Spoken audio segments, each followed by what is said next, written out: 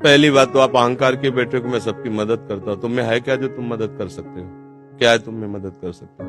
न तुम्हारे में बुद्धि है, न बल है, न इतने बड़े धनी हो, कुबेर का खजाना तो है नहीं, और बुद्धिमान ब्रह्मा वाली बुद्धि तो है नहीं। तो आप क्या मदद कर सकते हो किसी की? क्या मदद कर सकते हो? व्यर्थ का अभिमान क्यों रखते हो?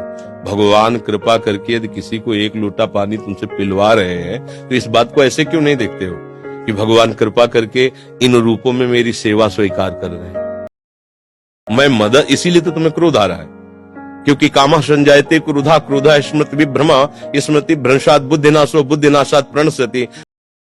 तुम ये कामना किए बैठे हो कि मैं दूसरों की सेवा करता हूं और दूसरे मेरी बात नहीं मानते, मेरी ये सेवा नहीं हुई।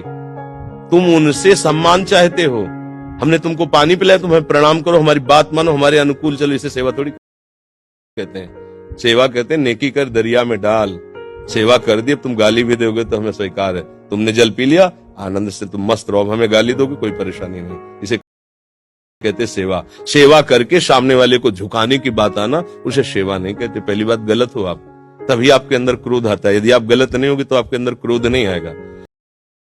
कामा संजायते क्रोधा, कामना है तभी क्रोध का प्रादुर्भाव होता है। क्या कामना है? कि हमने तुम्हारा सहयोग किया, हमने तुम्हारा हित किया और तुम हमारा बुरा करते हो तो क्रोध आ जाएगा। अगर तुम हित कर रहे हो तो तुम्हारा बुरा कौन कर सकता है त्रिभुवन में? किसी की ताकत नहीं। हमारा कर्म ही बुरा हमारे सामने आता है। इस समय तुम बिल्कुल निर्दोष हो, लेकिन वो दोष जो तुमने गुप्त रूप से किया तुम्हें बख्शेगा नहीं। तुम लाख जगह रो, लाख जगह तुम प्रार्थना करो, वो तुम्हें दंड दे के रहेगा। कर्म बड़ा बलवान होता है, जो कि भगवान कृपा करके हमसे हित करा रहे हैं। और किसका? वही इन रूपों में आ रहे हैं। आप उनको मनुष्य समझकर, अपने को बड़ा समझकर, फिर दोष हो जाएगा। शास्त्र की बात मानो।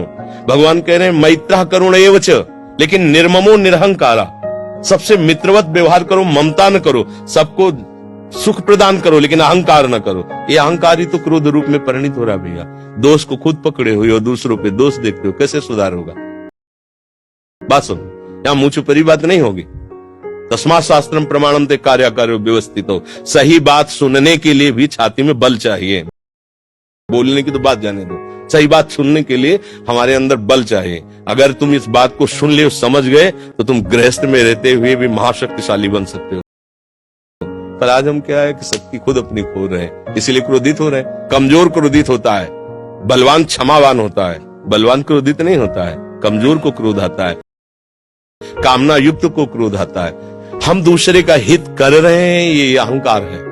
हम एक यंत्र हैं, भगवान यंत्री हैं, वो जैसा हमसे करवा रहे वैसा हो रहा है। हमें ये भावना रखनी है, हम करने लायक हैं। एक श्वास भी नहीं ले सकते इस तरह में, ऐसे भी नहीं कर सकते। अगर वहां से ऑफ हो जाए तो तुम एक श्वास नहीं ले सकते, फिर क्या होगा?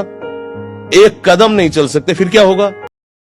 तो बात समझिए, आपसे जो करवाया जा रहा है वो प्रभु श्री हरि कर रहे हैं। इसी भाव से जब हम चलेंगे तो हमारे कभी गुस्सा नहीं आएगा, कभी गुस्सा नहीं आएगा। आप समझ पा रहे हैं?